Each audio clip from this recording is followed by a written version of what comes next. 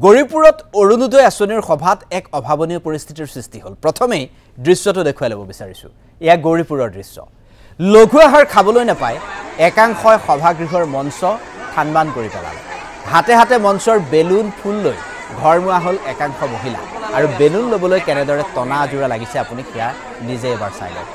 আমি সমগ্ৰ দৃশ্যটো প্ৰথমে দেখুৱাই ল'ব বিচাৰিছোঁ।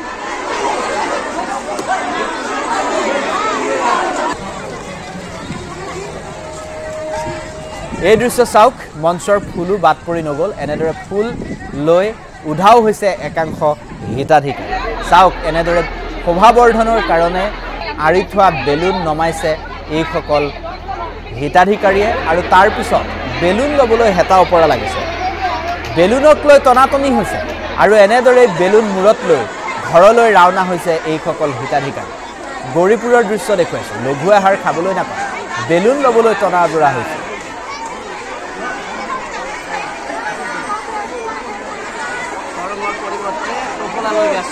একাংশ মহিলাই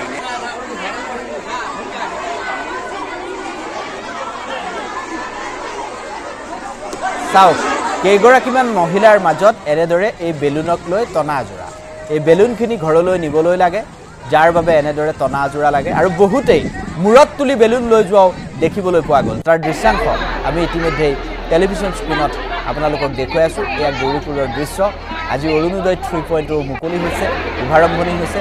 তাৰ মাজতে এনেদৰে বেলুনক লৈ টনা আজোৰা, মঞ্চৰ ফুল লৈ গৈছে কোনোবাই, আৰু কোনোবাই এনেদৰে দাঙি বেলুনকেই লৈ গৈছে। আৰু বেলুনক লৈ টনা আজোৰা লাগিছে গৌৰীপুৰত।